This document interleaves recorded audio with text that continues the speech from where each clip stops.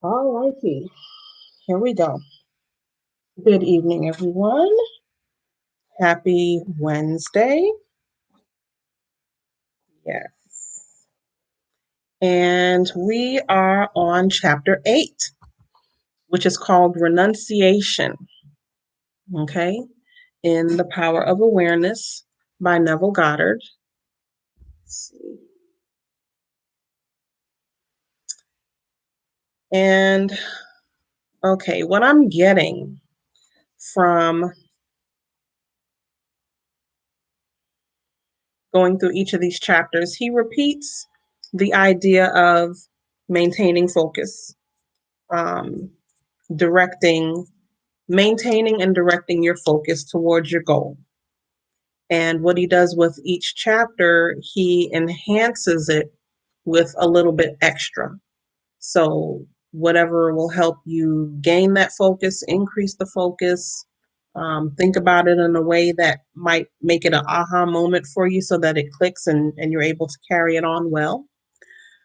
So I'm aiming for that bit of information. But keep in mind, we are talking about learning how to focus your intentions, focus your emotions towards the goal that you want to achieve. Okay? So he starts off with, there is no coal of character so dead that it will not glow and flame if but slightly turned. I'm not exactly sure why he started it off with that. But the next one says, resist not evil. And then he goes on to say, well, he quotes Matthew chapter 5, verse 39, that says, whosoever shall smite thee on thy right cheek, turn to him the other. Regarding renunciation, I'm still not sure why he put that in there.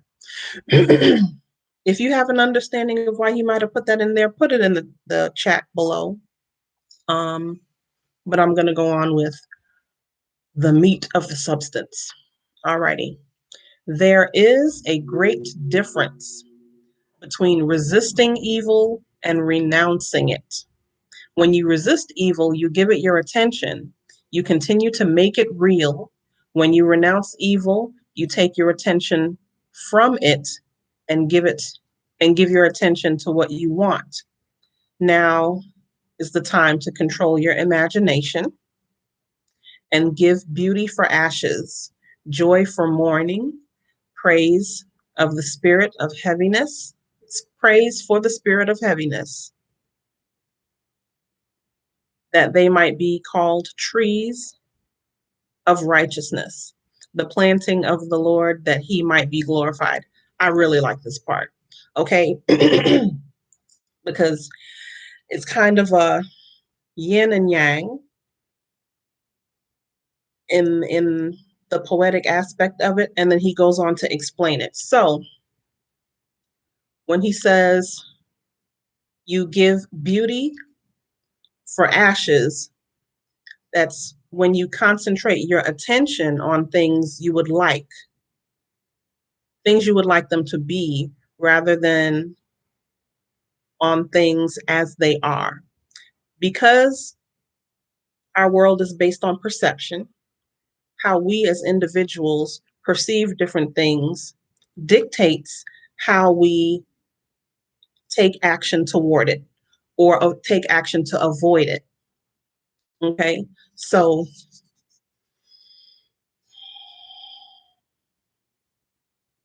if you think that a challenge that you're going through is burdensome, then that's how you'll avoid it or tend to deal with it, as if it's burdensome. It takes it saps your energy, makes you more tired. You're resistant to even deal with it, but you do it because you feel that you have to in order to move forward. But if you instead look at a challenge as an opportunity to grow, an opportunity to develop your strengths, that you need to elevate to your next stage of manifestation, to your next stage of whatever your plan is for your life, then the challenge is not burdensome. It makes you more competitive. And if you thrive on competitiveness, then you're able to up your A game, just by changing your thought on how to look at the challenge. Okay. Um, he defines you give joy for mourning. Joy for mourning, mourning. Okay. When you maintain a joyous attitude, regardless of unfavorable circumstances. So, say you have something happen like a death in the family. A lot of us have dealt with that in the last year and a half, 2 years. And of course, you miss the person. Of course, it's an adjustment to not have them in your life, right? But if they were sick and now they don't have to deal with the daily struggle of taking medications and being taken care of by other people, which they might not have been comfortable with, but they did it by necessity. Um, if you have the belief system that tells you that they're now closer to the Lord, that may be something that gives you comfort. It might make you more joyful when you think about it. If you're able to focus on positive aspects of the person's life, then you can be very happy for them to have graduated into ancestorship. Okay, so now they're on the other side of the veil, able to still pour their love on you. It's a different type of relationship, but that doesn't mean the relationship is cut off. It's just different. So now you're in a position to make an adjustment to, you know, remember the person, say their name, you know, think the good things on them, and still talk to them, because we're able to interact. If they happen to be heavy on your mind, they're probably in close proximity and, you know, wanting to check in on you, share their love with you, that type of thing. So that should bring you joy instead of mourning the passing of the person. Um, he also talks about, or he gives a definition for the praise for the spirit of heaviness. You give praise for the spirit of heaviness when you maintain a confident attitude instead of succumbing to despondency. So, maintaining your confidence instead of getting depressed or downhearted, um, feeling overburdened, or anxiety and stress. If you're able to maintain your confidence, you know that you have your tools in place. We're all put here with the things that we need or access to be able to call it in when we need it. Excuse me. So we're never without our abilities, okay? Our God-given abilities, what we were sent here with by the Most High, by the universe. We all have everything that we need internally, but we've been programmed to look externally. And so, in focusing externally, we might have a tendency to not feel secure, not feel supported. But there's no need for that to be the case. I had a friend recently pep talk me with, the understanding that I have everything I need already. And actually, I was listening to a motivational speech by Steve Harvey, and he said two things. He said that helped him. Quotes from the Bible: "You have not because you ask not." And he said we should always ask big because the hands of the Almighty are never without. There's no lack when it comes to Him. Um, you have not because you ask not, and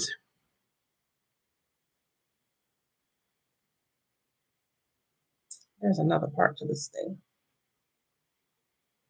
Give me a minute. I hope to recall it soon. But let's go on.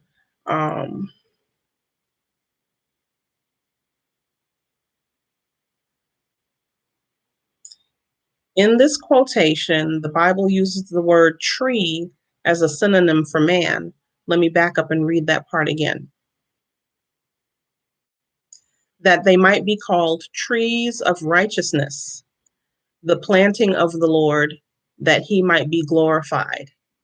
So, trees of righteousness planted by the Lord for his glory. You become a tree of righteousness when the above mental states are a permanent part of your consciousness. Now, something to definitely keep in mind, because that was their way of communicating. Parables are what most of the stories are in the Bible. You know, it's more about mental states. That's what it came from in the comedic sciences. You know, it's been indicated that Moses, Jesus, and maybe some of the other prophets had studied in the Egyptian mystery schools. And, you know, sometimes things are lost in translation, but keep in mind that the stories that we read are parables. And so one thing may be substituted for another. And I believe it sinks in better when it's transmitted verbally. We have a verbal culture in traditional African societies. You have the griot who passes on histories and other information that the community needs to know, and he passes it on by word. So it goes from the teacher's mouth to the student's ears. They memorize it and they pass it on that way. It's not a written culture; it's a verbal culture. And so, you know, much like in poetry, you'll substitute the idea of one thing and give it some floral language, you know, something to pretty it up.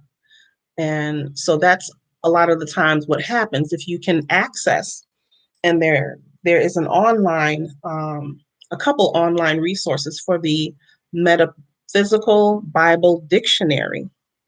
You're able to look up some of these things, but as he said here, becoming a tree of righteousness when the above mental states are a permanent part of your consciousness.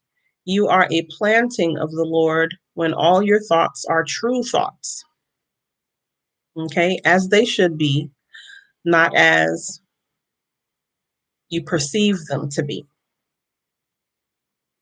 When your thoughts are in line with the Most High, when your thoughts are um, without your personal input, without somebody's commentative input, you know, without any positive or negatives added onto it, given just as the Most High intended it to be in its proper context. Sometimes we lose context when we're translating things. So we miss the floral language that's being translated out and the social context. So that's just something to be aware of when you're reading from other cultural standpoints, particularly if it comes out of the African traditions. Okay. I have my notes here.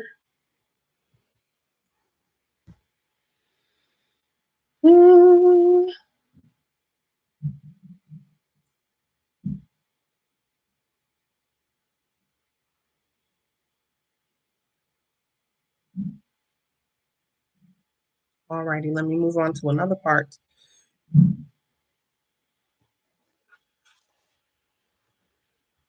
He says, by vine is meant your imagination. Okay, let me back up a little bit. Behold this vine. I found it a wild tree whose wanton strength had swollen into irregular twigs. But I pruned the plant, and it grew temperate in its vain expense of useless leaves, and nodded, as you see, into these clean, full clusters to repay the hand that wisely wounded it. And that's a quote from Robert Southey. It's called Sabatha, Salaba, the Destroyer. Okay, giving an explanation for it. The vine is meant your imagination. By vine is meant your imagination, excuse me, which in its uncontrolled state expends its energy in useless or destructive thoughts and feelings. Many of the things that get us distracted, okay? We may start one line of thought, but then other things come in to distract us, and maybe it's a reminder of what we were taught rather than what we're supposed to be learning. So to be aware of that, pruning your imagination, pruning your thought process so that you can hone in the way that'll be helpful towards your manifestations. But you just, as the vine is pruned by cutting away its useless branches and roots, prune your imagination by withdrawing your attention from all unlovely and destructive ideas and concentrating on the ideal you wish to attain. All righty. So the idea of being aware of the aspects of whatever you're thinking that surround your goal. You know, it might be something like other people's opinions. If you have a serious concern of other people's opinions when it comes to your plans for your life, your goals, long term, short term, if you're overly concerned with other people, then that would be a distraction for you. You know, just because someone thinks that you can't do it, probably just means that they can't do it. And so they don't want you to try, because if you do it and succeed, it'll make them look silly for not even wanting to try, not having the gumption to go ahead and try. Um, if you have a negative self talk,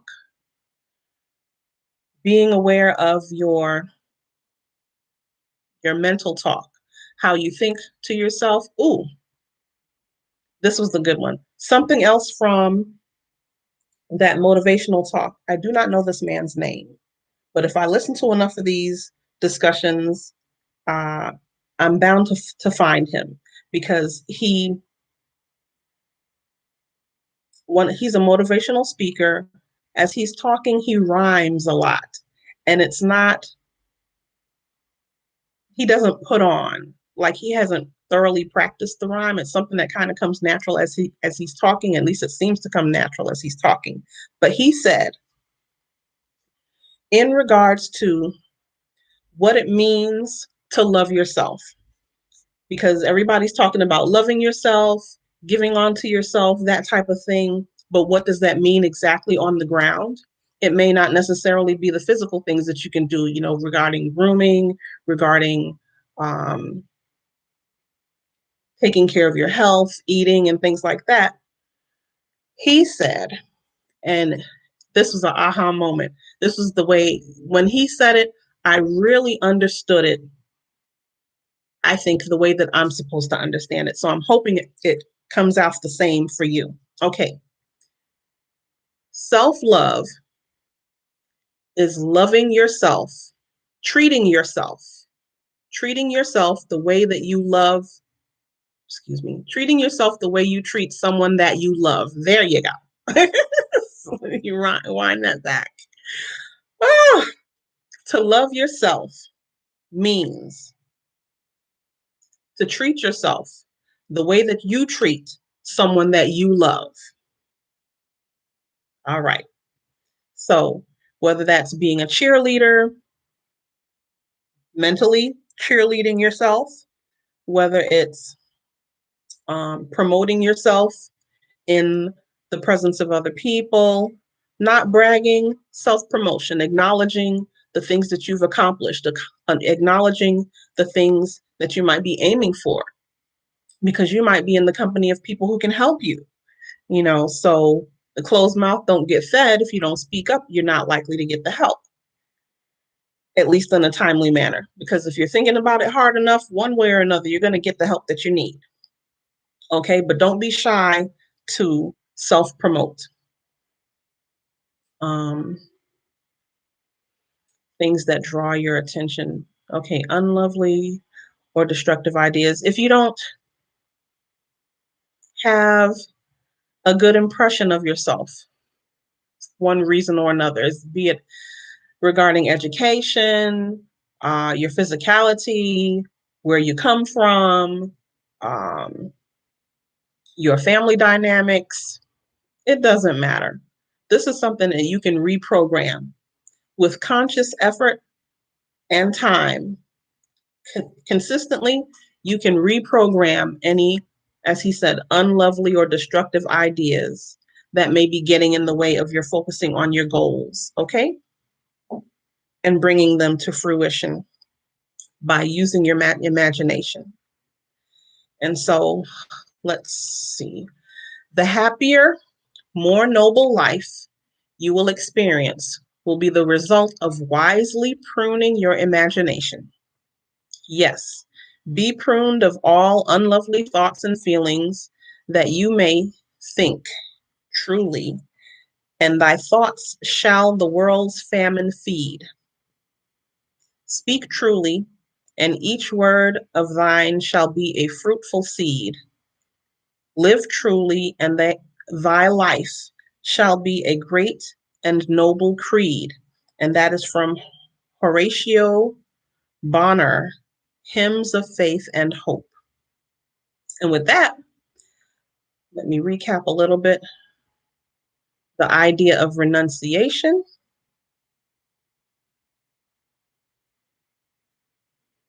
is when resisting evil versus renouncing it is the difference between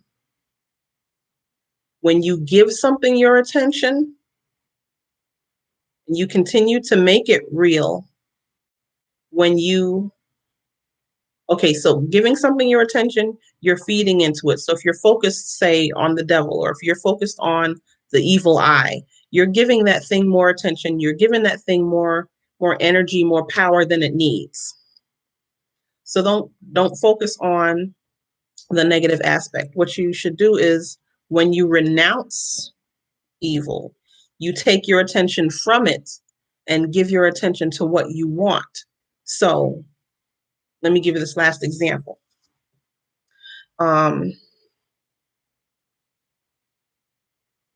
Instead of saying, I've got two things going on here.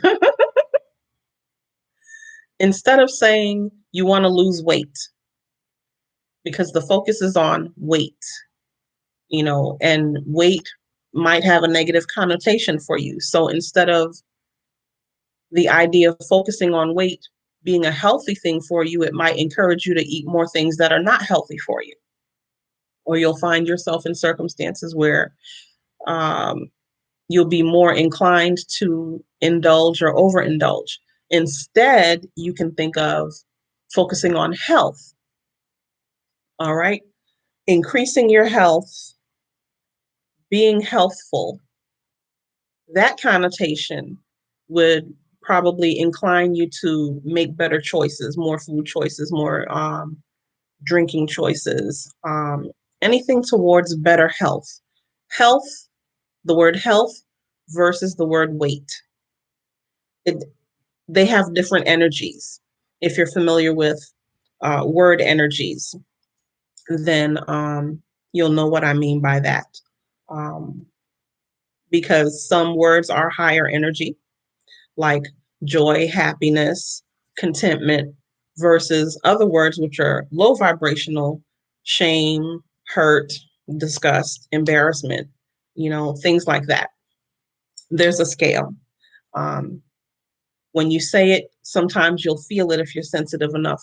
What has the better connotation to it? what makes you more inclined to go in the direction that you're aiming to go in. Word power, whether you're saying it, whether you're writing it down, it has its effect. So with that, if there's anything that you don't understand, listen to this video again. If you still have questions, leave them below. I read all comments and I'll do my best to research it up for you. My purpose for this channel is to continue my own study and to become a better student by teaching. So thank you for joining me. And I'm going to have part 2 as soon as I finish this.